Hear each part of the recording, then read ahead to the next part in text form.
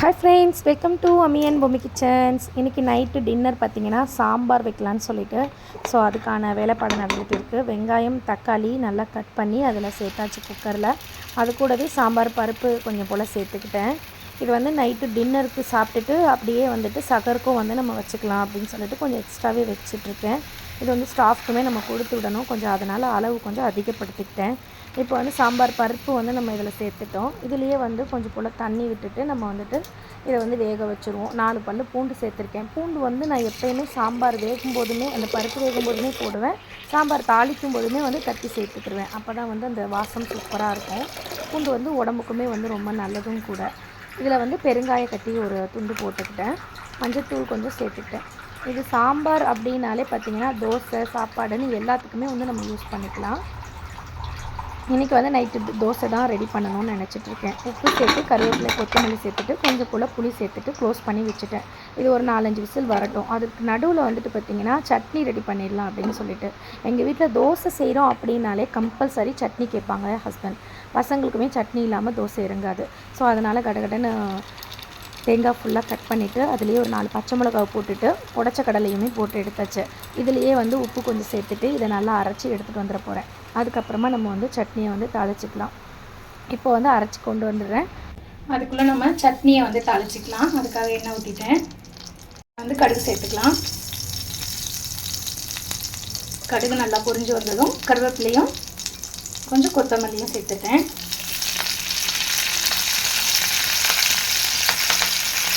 இது நல்லா பொரிஞ்சு வந்ததுமே நம்ம எடுத்து வச்சுருக்கக்கூடிய சட்னி அரைச்சி வச்சுருக்கோம்ல அதை சேர்த்துடலாம்.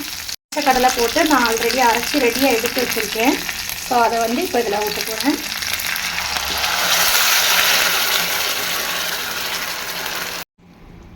இந்த ஜார்லேயே கொஞ்சம் போல் தண்ணியை விட்டு மீதம் இருக்கிற அந்த தண்ணியை நம்ம இதில் சேர்த்துடலாம்.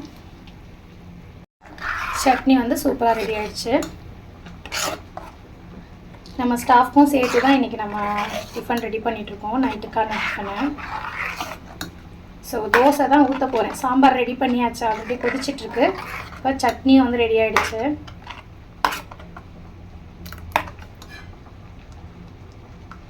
இப்போ சாம்பாருக்கு 4 விசில் சூப்பராக பருப்புமே வெந்துருச்சு. இப்போ சாம்பார் தாளிக்கிறதுக்கான ப்ராசஸ் பண்ணிட்டுருக்கு.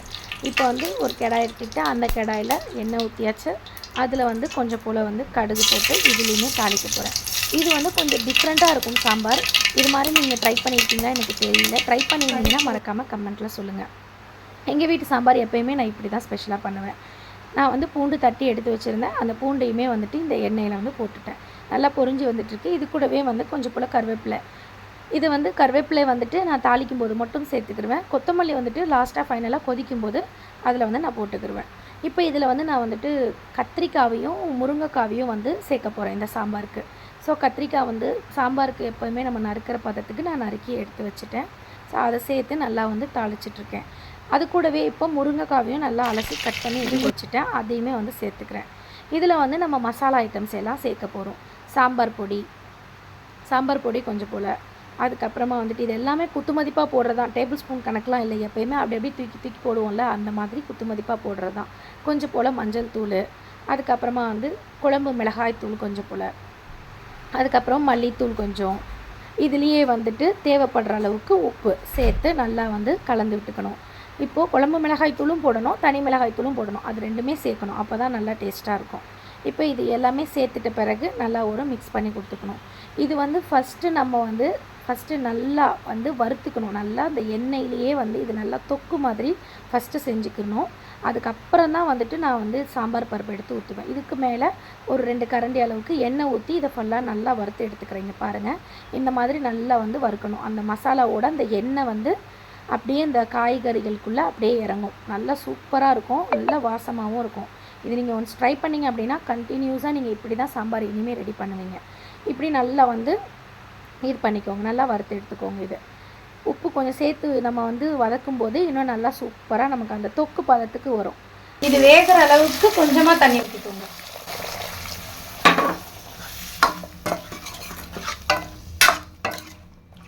இந்த மசாலாவில் முதல்ல இது எல்லாமே நல்லா வெந்து வரணும். அதுக்கு பிறகு தான் நம்ம சாம்பார் பருப்பை இதில் சேர்க்கணும். நம்ம ஆல்ரெடி வேக வச்சு ரெடி பண்ணியிருக்கோம் இல்லையா, அந்த சாம்பார் பருப்பு.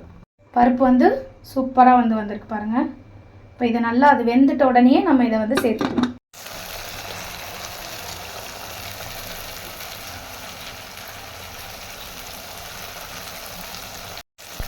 நம்ம ரெடி பண்ணிகிட்டு இருக்கோம் இல்லையா, அது பாருங்கள் நல்லா சூப்பராக வந்துடுச்சு. இதில் வந்து நான் இப்போது நம்ம பருப்பு வேக வச்சு வச்சதுனால அது வந்து ஒரு 2 கரண்டி அளவுக்கு இதில் வந்து நான் ஊற்றுறேன்.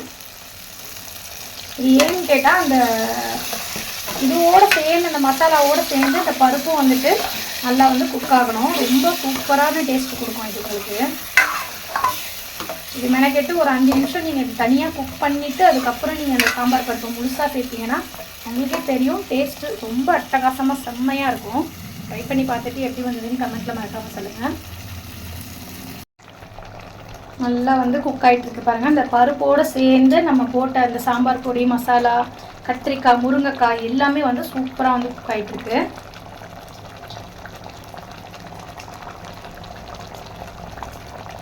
இப்போ நான் திருப்பியும் அகைன் ஒரு 1/4 கரண்டி அளவுக்கு எண்ணெய் ஊற்றுறேன் அதுக்கு மேலே.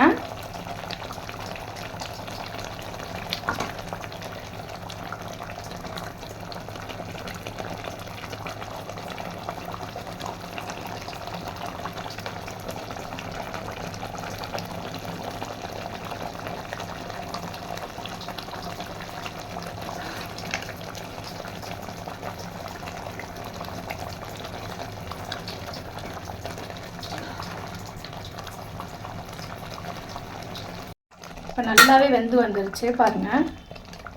முதலைக்கு நான் இப்போ வந்து நல்லா வெந்து வந்துருச்சு. இந்த ஸ்டெப்பில் தான் வந்து நம்ம என்ன பண்ண போகிறோம், சாம்பார் பருப்பை வந்து ஊற்ற போகிறோம்.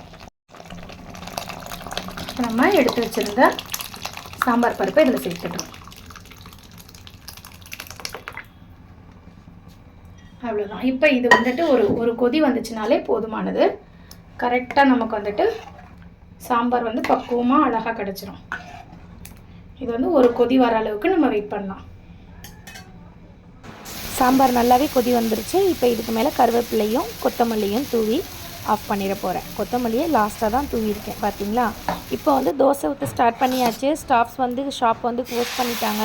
ஸோ அவங்களுக்கு ஃபஸ்ட்டு பார்சல் பண்ணி கொடுத்துட்டு அதுக்கப்புறமா பிள்ளைங்க நாங்கள் எல்லாமே சாப்பிடணும். ஸோ அதனால் வேண்டி தோசை வந்து ஊற்ற ஸ்டார்ட் பண்ணிட்டேன். பேக் பண்ணுறதுலாம் வந்து வீடியோஸ் வந்து எடுக்க முடியல. அவசரமாக அவங்களுக்கு பேக் பண்ணி கொடுத்ததால வேண்டி அப்படியே வந்து அது எடுக்க முடியாமல் போச்சு. நார்மலாக நமக்கு தோசை அப்படின்னாலே வந்துட்டு சட்னியும் சாம்பாரும் இருந்தாலே சூப்பராக இருக்கும் இல்லையா. இது கூட இன்னும் ஸ்பெஷலாக இருக்கணும் அப்படின்னு சொல்லிட்டு சிக்கன் பக்கோடா கொஞ்சம் வந்து வாங்கிட்டு வந்திருந்தாங்க ஹஸ்பண்ட் வெளியிலேருந்து. ஸோ அதையுமே வச்சு சூப்பராக வந்து நைட்டு டின்னரையும் முடிச்சிட்டோம். அது மீதி இருந்தது ராத்திரி வந்துட்டு சாம்பார் கூட திருப்பியும் சுட சுட தோசை செஞ்சு சகர் சாப்பாடையுமே அல்ஹம்துலில்லாஹ் நல்லபடி முடிச்சிட்டோம். இது போலவே இருக்கக்கூடிய அத்துணை நோன்புகளையுமே நல்லபடி வச்சு முடிக்கணும்.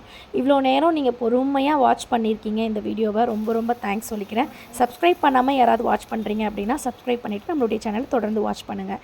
இதே போல் சூப்பரான ஒரு வீடியோவில் நான் உங்களை சந்திக்கிறேன். தேங்க்யூ. பாய்.